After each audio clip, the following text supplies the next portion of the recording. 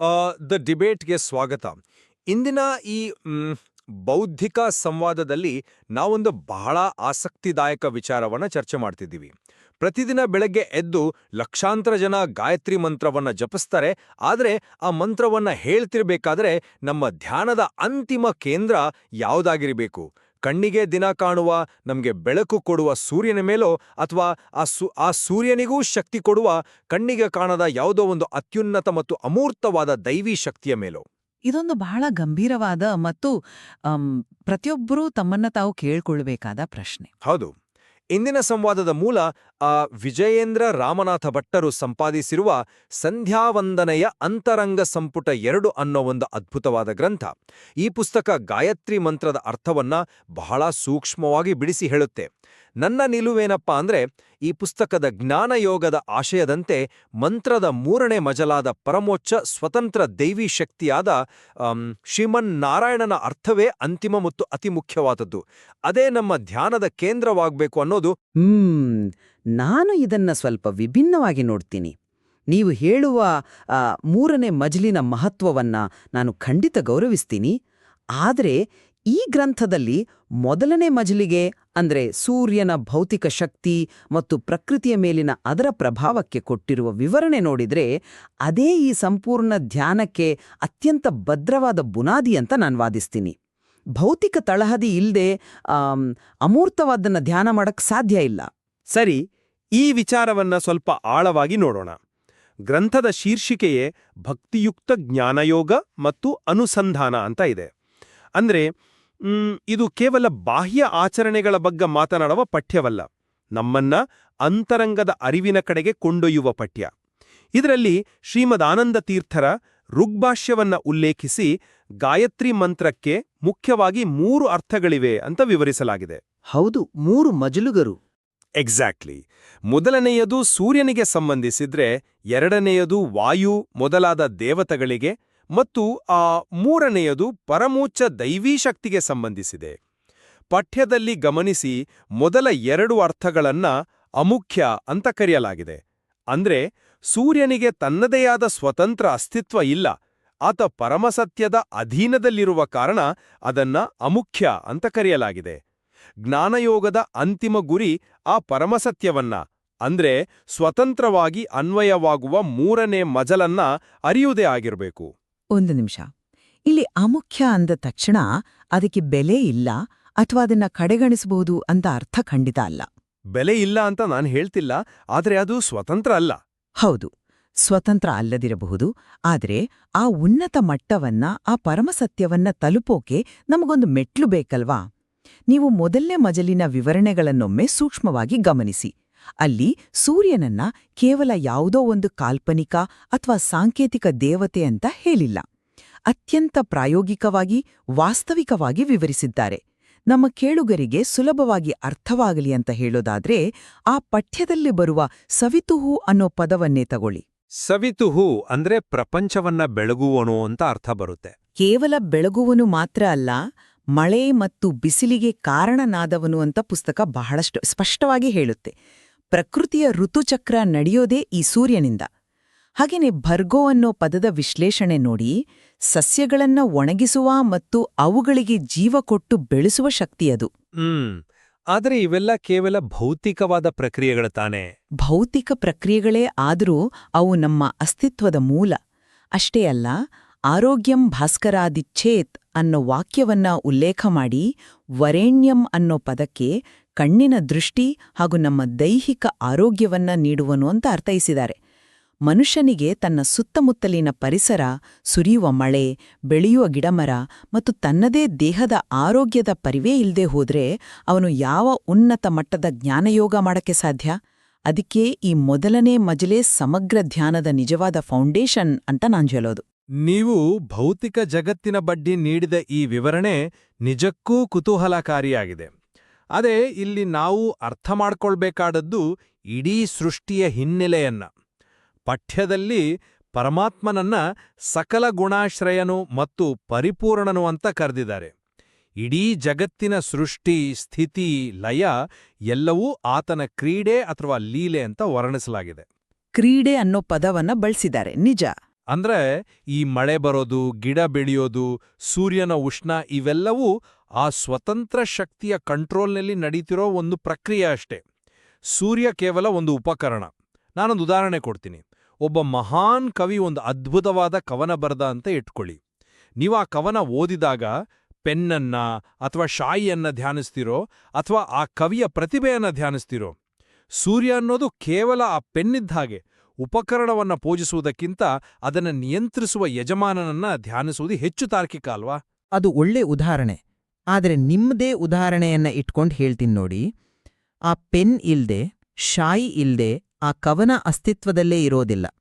ಭಗವಂತನ ಕ್ರೀಡೆ ನಡೆಯೋದೇ ಈ ಸೂರ್ಯನ ಭೌತಿಕ ಪ್ರಕ್ರಿಯೆಗಳ ಮೂಲಕ ಅನ್ನೋದನ್ನ ನಾವು ಮರಿಬಾರ್ದು. ಪಠ್ಯದಲ್ಲಿ ದೇವಸ್ಯ ಅನ್ನೋ ಪದಕ್ಕೆ ಸೂರ್ಯನು ತನ್ನ ಬೆಳಕಿನ ಕಿರಣಗಳಿಂದ ಜಗತ್ತನ್ನ ಬೆಳಗುತ್ತಾನೆ ಅಂತ ಹೇಳಿದೆ. ಆದರೂ ಆ ಕಿರಣಗಳು ಬರುವುದು ಭಗವಂತನ ಇಚ್ಛೆಯಿಂದಲೇ ಅಲ್ವಾ? ಖಂಡಿತ. ಆದರೆ ಸೃಷ್ಟಿಯ ಪ್ರಾಯೋಜಕನಾಗಿ ನಮ್ಮ ಕಣ್ಣಿಗೆ ದಿನ ಕಾಣುವ ಈ ಭೌತಿಕ ಶಕ್ತಿಯ ಮೂಲಕವೇ ನಾವು ದೈವತ್ವವನ್ನ ಗ್ರಹಿಸಬೇಕಾಗತ್ತೆ. ಕೇವಲ ಕಣ್ಣಿಗೆ ಕಾಣದ ಅಮೂರ್ತವಾದ ಶಕ್ತಿಯ ಬಗ್ಗೆ ಯೋಚಿಸುವುದು ಜನಸಾಮಾನ್ಯರಿಗೆ ಮಾತ್ರವಲ್ಲ, ಉನ್ನತ ಸಾಧಕರಿಗೂ ಕಷ್ಟ. ಸೂರ್ಯನ ಬೆಳಕೆ ಭೂಮಿಗೆ ಬೀಳ್ದೆ ಹೋದ್ರೆ ಯಾವ ಕ್ರೀಡೆಯೂ ನಡೆಯಲ್ಲ, ಯಾವ ಸೃಷ್ಟಿಯೂ ವಿಕಾಸ ಆಗಲ್ಲ. ಅಧೀನ ಶಕ್ತಿಯಂತ ಅದನ್ನ ಅಮುಖ್ಯ ಅಂದಿರಬಹುದು, ಆದರೆ ಆ ಅಮುಖ್ಯ ವಾಸ್ತವದ ಮೂಲಕವೇ ಮುಖ್ಯ ಸತ್ಯವನ್ನ ತಲುಪಬೇಕು ಅನ್ನೋದು ಈ ಗ್ರಂಥದ ಒಳನೋಟ. ಸೂರ್ಯ ಭೌತಿಕವಾಗಿ ಒಂದು ಮಾಧ್ಯಮ ಅನ್ನೋದನ್ನ ನಾನು ಒಪ್ತೀನಿ. ಆದರೆ ಆ ಮಾಧ್ಯಮದ ಹಿಂದೆ ಇರುವ ಸ್ವತಂತ್ರ ಅಸ್ತಿತ್ವವನ್ನೇ ನಾವು ಅರಿಯದಿದ್ರೆ ನಮ್ಮ ಜ್ಞಾನ ಕೇವಲ ಮೇಲ್ಮೈಯಲ್ಲಿ ಉಳಿದುಕೊಂಡಂತೆ ಆಗಲ್ವಾ? ಈ ವಿಚಾರವನ್ನ ಜ್ಞಾನೋದಯದ ಪ್ರಕ್ರಿಯೆಗೆ ಲಿಂಕ್ ಮಾಡಿ ನೋಡೋಣ. ಗಾಯತ್ರಿ ಮಂತ್ರದ ಅತ್ಯಂತ ಪ್ರಬಲವಾದ ಸಾಲು ಧಿಯೋ ಯೋ ನಃ ಪ್ರಚೋದಯಾತ್. ಹೌದು, ನಮ್ಮ ಬುದ್ಧಿಯನ್ನ ಪ್ರೇರೇಪಿಸಲಿ ಅನ್ನೋ ಪ್ರಾರ್ಥನೆ ಅದು. ಎಕ್ಸಾಕ್ಟ್ಲಿ. ನಮ್ಮ ಬುದ್ಧಿಯನ್ನ ಸನ್ಮಾರ್ಗದಲ್ಲಿ ಪ್ರೇರೇಪಿಸುವುದು ಅಂತ ಅರ್ಥ. ಪಠ್ಯದ 3ನೇ ಮಜಲಿನ ವಿಶ್ಲೇಷಣೆ ಪ್ರಕಾರ ಇದೊಂದು ಸಂಪೂರ್ಣವಾದ ಬೌದ್ಧಿಕ ಮತ್ತು ಆಧ್ಯಾತ್ಮಿಕ ಪ್ರಕ್ರಿಯೆ. ಜ್ಞಾನಯೋಗದ ಅಂತಿಮ ಗುರಿ ಕೂಡ ಇದೇ ಆಗಿದೆ. ನಮ್ಮೊಳಗಿನ ಅಜ್ಞಾನದ ಕತ್ತಲೆಯನ್ನ ಕಳೆದು ಬುದ್ಧಿಯನ್ನ ಪರಮಸತ್ಯದ ಕಡೆಗೆ ಒಯ್ಯುವ ಶಕ್ತಿ ಇರೋದು ಆ ಅಂತರಂಗದ ಸ್ವತಂತ್ರವಾದ ದೈವಿಶಕ್ತಿಗೆ ಮಾತ್ರ. ಇದು ಕೇವಲ ಕಣ್ಣಿಗೆ ಬೀಳೋ ಭೌತಿಕ ಬೆಳಕಿನ ವಿಚಾರ ಅಲ್ಲ, ಇದು ಒಳಗಿನ ಪ್ರಜ್ಞೆಯ ಜಾಗೃತಿ. ಅಲ್ಲಿಯೇ ನೀವು ಒಂದು ದೊಡ್ಡ ವಿಚಾರವನ್ನ ಮಿಸ್ ಮಾಡ್ಕೊಳ್ತಾ ಇದ್ದೀರಾ ಅನಿಸ್ತೆ. ನೀವು ಧ್ಯೋ ಯೋ ನಃ ಪ್ರಚೋದಯಾತ್ ಸಾಲಿಗೆ ಕೊಟ್ಟ ಆಂತರಿಕ ಅರ್ಥ ಅದ್ಭುತವಾಗಿದೆ. ಆದರೆ ಪಠ್ಯವು ಈ ಪ್ರಕ್ರಿಯೆಯನ್ನ ನೇರವಾಗಿ ಜೀವಶಾಸ್ತ್ರಕ್ಕೆ ಅಂದ್ರೆ ಬಯಾಲಜಿಗೆ ಕನೆಕ್ಟ್ ಮಾಡಿದೆ ಅನ್ನೋದನ್ನ ದಯವಿಟ್ಟು ಗಮನಿಸಿ. ಬಯಾಲಜಿಗೆ ಆ ಗ್ರಂಥದಲ್ಲಿ ಆ ರೀತಿಯ ವೈಜ್ಞಾನಿಕ ಪ್ರಸ್ತಾಪ ಇದೆಯಾ? ಖಂಡಿತ ಇದೆ. ಗ್ರಂಥದಲ್ಲಿ ಅತ್ಯಂತ ಸ್ಪಷ್ಟವಾಗಿ ಬರೆದಿದ್ದಾರೆ, ಸೂರ್ಯನು ಚಕ್ಷುರಿಂದ್ರಿಯವನ್ನು ನಿಯಂತ್ರಿಸುವ ಮೂಲಕ ಹೊರಗಿನ ಪದಾರ್ಥಗಳನ್ನು ಬೆಳಗುವ ಮೂಲಕ ಬುದ್ಧಿಯನ್ನು ಪ್ರೇರೇಪಿಸುತ್ತಾನೆ ಅಂತ. ಇದು ಎಂಥ ಗಂಭೀರವಾದ ಸೈಂಟಿಫಿಕ್ ಸ್ಟೇಟ್ಮೆಂಟ್ ಅಂತ ನೀವು ಯೋಚನೆ ಮಾಡಿ. ಓಹೋ, ಅಂದರೆ ಬೆಳಕು ಕಣ್ಣಿಗೆ ಬಿದ್ದಾಗ ಆಗುವ ಪರಿಣಾಮದ ಬಗ್ಗೆ ಹೇಳ್ತಿದ್ದೀರಾ? ಹೌದು. ಕಣ್ಣಿಗೆ ಬೀಳುವ ಭೌತಿಕ ಬೆಳಕು ಮತ್ತು ಆ ಮೂಲಕ ನಮಗೆ ಸಿಗುವ ಹೊರ ಜಗತ್ತಿನ ಸ್ಪಷ್ಟವಾದ ಗ್ರಹಿಕೆ ಇವೇ ನಮ್ಮ ಮಿದುಳನ್ನ, ನಮ್ಮ ಬುದ್ಧಿಯನ್ನ ವಿಕಾಸ ಮಾಡುತ್ತೆ ಅಂತ ಗ್ರಂಥ ಪ್ರತಿಪಾದಿಸ್ತಿದೆ. ನೀವು ಬಾಹ್ಯ ಪ್ರಪಂಚವನ್ನೇ ಸರಿಯಾಗಿ ಗ್ರಹಿಸದೇ ಹೋದ್ರೆ ಒಳಗೆ ಜಾಗೃತಿ ಹೇಗೆ ತಾನೇ ಸಾಧ್ಯ? ಬೆಳಕು ನಮ್ಮ ಕಣ್ಣನ್ನ ಅಂದ್ರೆ ಚಕ್ಷುರೇಂದ್ರಿಯವನ್ನ ಪ್ರವೇಶಿಸಿ ಮಿದುಳನ್ನ ಆಕ್ಟಿವೇಟ್ ಮಾಡಿದಾಗ ಮಾತ್ರ ಹೊಸ ವಿಚಾರಗಳು ಹುಟ್ಟುತ್ತವೆ. ಅಂದ್ರೆ ಆಧ್ಯಾತ್ಮಿಕ ಅಂತ ನಾವು ಕರೆಯುವ ಜ್ಞಾನೋದಯದ ಪ್ರಕ್ರಿಯೆ ಕೂಡ ತನ್ನ ಮೂಲವನ್ನ ಭೌತಿಕವಾದ ಬೆಳಕಿನಲ್ಲೇ ಹೊಂದಿದೆ. ಈ ಭೌತಿಕ ಬೆಳಕನ್ನ ಮತ್ತು ಆಂತರಿಕ ಜ್ಞಾನೋದಯವನ್ನ ಕನೆಕ್ಟ್ ಮಾಡಿರೋ ರೀತಿ ನಿಜಕ್ಕೂ ಪ್ರಶಂಸನೀಯ. ಭೌತಿಕ ವಸ್ತುಗಳ ಜ್ಞಾನಕ್ಕೆ ಕಣ್ಣಿನ ಬೆಳಕು ಬೇಕು, ಸರಿ. ಆದ್ರೆ ಧಿಯೋ ಅಂದ್ರೆ ಕೇವಲ ವಸ್ತುಗಳನ್ನ ನೋಡೋದಲ್ಲ, ಬುದ್ಧಿ ಸನ್ಮಾರ್ಗ ಅಥವಾ ಒಳಿತಿನ ಕಡೆಗೆ ಹೋಗಬೇಕು ಅನ್ನೋದು ಅದರ ಅರ್ಥ. ಭೌತಿಕ ಸೂರ್ಯ ಒಬ್ಬ ಸಜ್ಜನನಿಗೂ ಬೆಳಕು ಕೊಡ್ತಾನೆ, ಒಬ್ಬ ಕ್ರೂರಿಗೂ ಬೆಳಕು ಕೊಡ್ತಾನೆ. ಆದ್ರೆ ಬುದ್ಧಿಗೆ ಆ ನೈತಿಕ ವಿವೇಕದ ಹಾದಿಯನ್ನ ತೋರಿಸುವ, ನಿಜವಾದ ಪ್ರಚೋದನೆಯನ್ನ ಕೊಡುವ ಮಹಾನ್ ಕಾರ್ಯವನ್ನ ಮಾಡೋದು ಆ ಪರಮೋಚ್ಚ ತತ್ವವೇ. ಅದನ್ನು ನಾವು ಗ್ರಂಥದ ಒಟ್ಟಾರೆ ಹಿನ್ನೆಲೆ ಮತ್ತು ಸಂಪುಟಗಳ ವಿನ್ಯಾಸದಲ್ಲಿ ನೋಡಬೇಕು. ಸಂಪುಟಗಳ ಹಿನ್ನೆಲೆ ಅಂದ್ರೆ ನೋಡಿ, ವಿಜಯೇಂದ್ರ ರಾಮನಾಥ ಭಟ್ರು ಈ ಪುಸ್ತಕದ ಮೊದಲನೇ ಸಂಪುಟವನ್ನ ಭಕ್ತಿಯುಕ್ತ ಕರ್ಮಯೋಗ ಅಂತ ಕರೆದಿದ್ದಾರೆ. ಅಲ್ಲಿ ಬಾಹ್ಯ ಆಚರಣೆಗಳು, ನಿಯಮಗಳು, ದೈಹಿಕ ಶಿಸ್ತು ಇದೆಲ್ಲ ಬರುತ್ತೆ. ಆದರೆ ನಾವೀಗ ಚರ್ಚೆ ಮಾಡ್ತಿರೋದು 2ನೇ ಸಂಪುಟ. ಇದರ ಶೀರ್ಷಿಕೆಯೇ ಸಂಧ್ಯಾವಂದನೆಯ ಅಂತರಂಗ. ಇದು ಪಕ್ಕಾ ಜ್ಞಾನಯೋಗ. ಹೌದು, 2ನೇ ಸಂಪುಟದಲ್ಲಿ ಅಂತರಂಗದ ಅನ್ವೇಷಣೆ ಇದೆ. ಇದರ ಶೀರ್ಷಿಕೆಯಲ್ಲೇ ಅಂತರಂಗ ಅಂತ ಇರುವಾಗ ನಾವು ಆಚರಣೆಯ ಮತ್ತು ಭೌತಿಕತೆಯ ಮಿತಿಗಳನ್ನ ದಾಟ್ಲೇಬೇಕು ಅಂತ ಗ್ರಂಥ ಸ್ಪಷ್ಟವಾಗಿ ಹೇಳ್ತಿದೆ. ಕರ್ಮಯೋಗದಿಂದ ಜ್ಞಾನಯೋಗಕ್ಕೆ ಜಿಗಿಯುವ ಸಾಧಕ ಭೌತಿಕ ಆಧಾರಗಳನ್ನೆಲ್ಲ ಹಿಂದಿಕ್ಕಿ ಕೇವಲ ಬೌದ್ಧಿಕ ಮತ್ತು ಆಧ್ಯಾತ್ಮಿಕ ತಳಹದಿಯ ಮೇಲೆ ನಿಲ್ಬೇಕಾಗತ್ತೆ. ಮಂತ್ರದ 3ನೇ ಮಜಲಿನ ಪರಮೋಚ್ಚ ಅರ್ಥವನ್ನ ಗ್ರಹಿಸುವುದೇ ಈ ಗ್ರಂಥದ ಕೇಂದ್ರ ಸಾರಾಂಶ. ಹಾಗಾಗಿ ಈ 2ನೇ ಸಂಪುಟ ಸಂಪೂರ್ಣವಾಗಿ ಆ ಸ್ವತಂತ್ರ ತತ್ವದ ಧ್ಯಾನಕ್ಕಾಗಿಯೇ ಮೀಸಲಾಗಿದೆ ಅನ್ನೋದು ನನ್ನ ದೃಢವಾದ ಪ್ರತಿಪಾದನೆ. ನೀವು ಕರ್ಮಯೋಗ ಮತ್ತು ಜ್ಞಾನಯೋಗದ ನಡುವಿನ ಡಿಫ್ರೆನ್ಸ್ ಅನ್ನ ತುಂಬಾ ಚೆನ್ನಾಗಿ ವಿಶ್ಲೇಷಣೆ ಮಾಡ್ರಿ. 2ನೇ ಸಂಪುಟ ಅಂತರಂಗದ ಹುಡುಕಾಟ ಅನ್ನೋದರಲ್ಲಿ ಯಾವುದೇ ಅನುಮಾನ ಇಲ್ಲ. ಆದರೆ ಆ ಅಂತರಂಗದ ಅನ್ವೇಷಣೆಯಲ್ಲೂ ಪಠ್ಯವು ಬಾಹ್ಯ ಪ್ರಪಂಚವನ್ನ ಸಂಪೂರ್ಣವಾಗಿ ರಿಜೆಕ್ಟ್ ಮಾಡಿಲ್ಲ ಅನ್ನೋದನ್ನ ನೀವು ಒಪ್ಕೊಳ್ಬೇಕು. ರಿಜೆಕ್ಟ್ ಮಾಡಿಲ್ಲ ಅಂದ್ರೆ ಅಂತರಂಗದ ಧ್ಯಾನದಲ್ಲಿ ಭೌತಿಕತೆಗೆ ಎಲ್ಲಿ ಜಾಗ ಇದೆ? ಪಠ್ಯದಲ್ಲಿ ಉಪಾಸಕರಿಗೆ ಒಂದು ಸ್ಪಷ್ಟವಾದ ಸೂಚನೆ ಇದೆ ನೋಡಿ.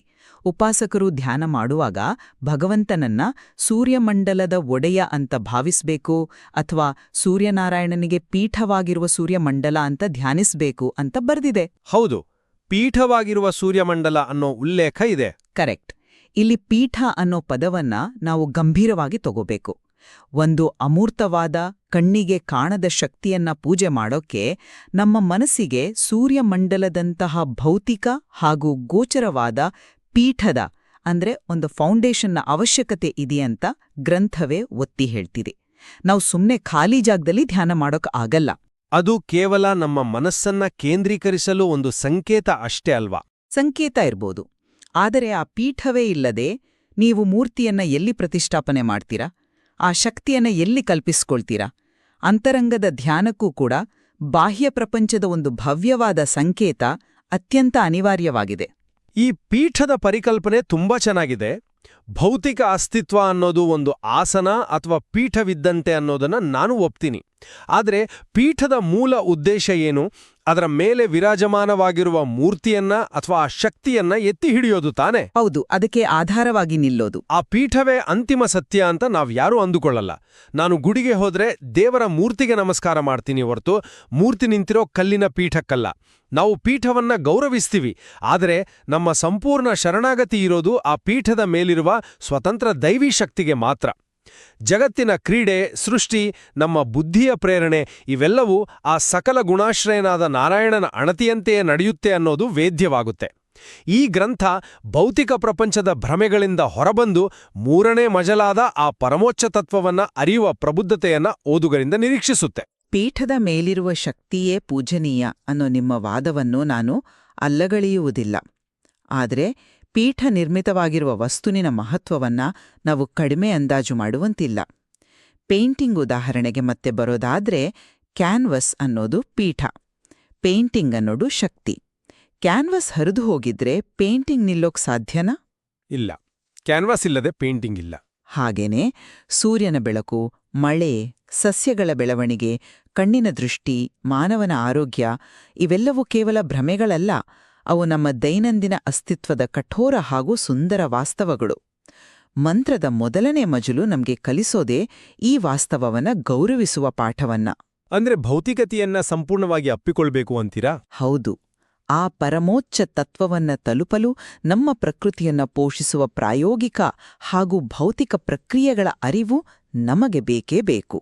ಭರ್ಗೋ ಅನ್ನೋ ಶಕ್ತಿ ಮರಗಿಡಗಳನ್ನ ಬೆಳೆಸ್ತಿದ್ರೆ, ಸವಿತುಹು ಮಳೆ ಸುರಿಸ್ದಿದ್ರೆ, ಉಪಾಸಕನಿಗೆ ತನ್ನ ದೈಹಿಕ ಅಸ್ತಿತ್ವವನ್ನ, ತನ್ನ ಆರೋಗ್ಯವನ್ನ ಉಳಿಸ್ಕೊಳ್ಳೋದೇ ಅಸಾಧ್ಯ. ಹೊಟ್ಟೆಗೆ ಅನ್ನ ಇಲ್ದೆ, ದೇಹದಲ್ಲಿ ಶಕ್ತಿ ಇಲ್ದೆ ಆತ ಧ್ಯಾನವನ್ನಾದ್ರೂ ಹೇಗೆ ತಾನೇ ಮಾಡ್ತಾನೆ? ಭೌತಿಕತೆಯನ್ನ ತಿರಸ್ಕಾರ ಮಾಡೋ ಮೂಲಕ ಅಲ್ಲ, ಬದಲಾಗಿ ಭೌತಿಕತೆಯ ಮೂಲಕವೇ ಆಧ್ಯಾತ್ಮಿಕತೆಯನ್ನ ಸಾಧಿಸಬೇಕು ಅನ್ನೋದು ಈ ಗ್ರಂಥದ ಗೂಢಾರ್ಥ ಅಂತ ನಾನು ನಂಬ್ತೀನಿ. ಈ ಸುದೀರ್ಘ ಚರ್ಚೆಯ ನಂತರ ಒಂದು ವಿಚಾರವಂತೂ ನನಗೆ ಅತ್ಯಂತ ಸ್ಪಷ್ಟವಾಗಿದೆ. ವಿಜಯೇಂದ್ರ ರಾಮನಾಥ ಭಟ್ಟರು ಸಂಪಾದಿಸಿರುವ ಸಂಧ್ಯಾವಂದನೆಯ ಅಂತರಂಗ ಗ್ರಂಥ ಕೇವಲ ಯಾವುದೋ ಒಂದು ಆಚರಣೆಗಳ ಕೈಪಿಡಿ ಖಂಡಿತ ಅಲ್ಲ. ಇದರಲ್ಲಿರುವ ಪ್ರತಿಯೊಂದು ವಿಚಾರ ಗಾಯತ್ರಿ ಮಂತ್ರದ ಅರ್ಥವನ್ನ ಎಷ್ಟು ಆಳವಾಗಿ, ತಾತ್ವಿಕವಾಗಿ ಮತ್ತು ಬಹುಮುಖಿಯಾಗಿ ವಿಶ್ಲೇಷಣೆ ಮಾಡಿದೆ ಅನ್ನೋದನ್ನ ನಾವಿಬ್ರೂ ಒಪ್ತೀವಿ. 100ಕ್ಕೆ 100 ಸತ್ಯ. ಇದೊಂದು ದೊಡ್ಡ ಬೌದ್ಧಿಕ ಖಜಾನೆ. ನಮ್ಮ ನಡುವಿನ ಈ ಭಿನ್ನಾಭಿಪ್ರಾಯ ಅಂದ್ರೆ ಅಂತಿಮ ಸತ್ಯ ಅನ್ನೋದು ಭೌತಿಕ ವಾಸ್ತವದ ಅಡಿಪಾಯದ ಮೇಲೆ ನಿಂತಿದ್ಯೋ ಅಥವಾ ಆ ಎಲ್ಲಾ ಭೌತಿಕ ಅಡಿಪಾಯಗಳನ್ನ ಮೀರಿದ ಸ್ವತಂತ್ರ ಅಸ್ತಿತ್ವದಲ್ಲಿ ನಿಂತಿದ್ಯೋ ಅನ್ನೋದು ಇದು ಮನುಕುಲದ ಬಹಳ ಪ್ರಾಚೀನವಾದ ಮತ್ತು ಅಷ್ಟೇ ಪ್ರಸ್ತುತವಾದ ಹುಡುಕಾಟ. ಹೌದು, ನಾವು ಈ ಪ್ರಾಚೀನ ಜ್ಞಾನವನ್ನ ಅರ್ಥಮಾಡಿಕೊಳ್ಳುವಾಗ ಕೇವಲ ನಮ್ಮ ಕಣ್ಣಿಗೆ ಕಾಣುವ ಭೌತಿಕ ಶಕ್ತಿಗಳನ್ನೇ ಪರಿಗಣಿಸಬೇಕೇ ಅಥವಾ ಆ ಶಕ್ತಿಗಳನ್ನ ಕಂಟ್ರೋಲ್ ಮಾಡುವ ಅಗೋಚರ ತತ್ವವನ್ನ ಹುಡುಕಬೇಕೇ ಅನ್ನೋದು ತುಂಬಾ ಕುತೂಹಲಕಾರಿ ಪ್ರಶ್ನೆ. ಇದಕ್ಕೊಂದು ನೇರವಾದ ಕಪ್ಪು ಬಿಳುಪಿನ ಉತ್ತರ ಇಲ್ಲ ಅಂತ ನಾನು ಭಾವಿಸ್ತೀನಿ. ಖಂಡಿತ. ಈ ಪ್ರಶ್ನೆಗೆ ಅಂತಿಮ ಉತ್ತರವನ್ನ ನಾವು ನಮ್ಮ ಕೇಳುಗರ ವಿವೇಚನೆಗೆ ಬಿಡೋಣ. ಈ ಗ್ರಂಥದಲ್ಲಿನ ಒಂದೊಂದು ಪದದ ಹಿಂದೆಯೂ ಇಂಥ ಇನ್ನೂ ಎಷ್ಟೋ ಆಳವಾದ ವಿಚಾರಗಳಿವೆ, ಪದರಗಳಿವೆ. ಬಹುಶಃ ಪ್ರತಿಯೊಬ್ಬ ಸಾಧಕನೂ ತಾನು ನಿಂತಿರುವ ಹಂತಕ್ಕೆ ಅನುಗುಣವಾಗಿ ಈ ಮಂತ್ರದ ಬೇರೆ ಬೇರೆ ಮಜಲುಗಳನ್ನ ಗ್ರಹಿಸ್ತಾನೆ ಅಂತ ನನಗನಿಸುತ್ತೆ. ನಿಜ. ಸತ್ಯದ ಅನ್ವೇಷಣೆಯಲ್ಲಿ ಇಂಥ ಬಹುಮುಖಿ ದೃಷ್ಟಿಕೋನಗಳಿರೋದು ತುಂಬಾ ಮುಖ್ಯ. ನಮ್ಮ ಕೇಳುಗರು ಸ್ವತಃ ಈ ಗ್ರಂಥವನ್ನ ಓದಿ ತಮ್ಮದೇ ಆದ ಒಂದು ಅಂತರಂಗದ ಅರಿವನ್ನ ಕಂಡುಕೊಳ್ಳೋದಕ್ಕೆ ಇಂದಿನ ನಮ್ಮ ಈ ಚರ್ಚೆಯ ಒಂದು ಬಲವಾದ ಪ್ರೇರಣೆ ಆಗಲಿ ಅಂತ ನಾನು ಆಶಿಸ್ತೀನಿ. ಭೌತಿಕ ಸೂರ್ಯನ ಬೆಳಕಿರ್ಬೋದು ಅಥವಾ ಆಂತರಿಕ ಜ್ಞಾನದ ಬೆಳಕಿರ್ಬೋದು, ಎರಡರ ನಡುವಿನ ಈ ಸಮನ್ವಯದ ಹುಡುಕಾಟ ನಿರಂತರವಾಗಿರಲಿ. ಖಂಡಿತವಾಗಿಯೂ. ಬೆಳಕು ಎಲ್ಲಿಂದಲೇ ಬರಲಿ, ಅದು ನಮ್ಮೆಲ್ಲರ ಬುದ್ಧಿಯನ್ನ ಸನ್ಮಾರ್ಗದಲ್ಲಿ ಪ್ರೇರೇಪಿಸಲಿ ಅನ್ನೋ ಆಶಯದೊಂದಿಗೆ ಈ ಅತ್ಯದ್ಭುತವಾದ ಬೌದ್ಧಿಕ ಸಂವಾದದಲ್ಲಿ ಭಾಗವಹಿಸಿದ್ದಕ್ಕಾಗಿ ಧನ್ಯವಾದಗಳು. ನಿಮ್ಗೂ ಧನ್ಯವಾದಗಳು. ಈ ನಿರಂತರ ಅನ್ವೇಷಣೆಯಲ್ಲಿ ನಾವೆಲ್ಲರೂ ಸಾಗುತ್ತಿರೋಣ.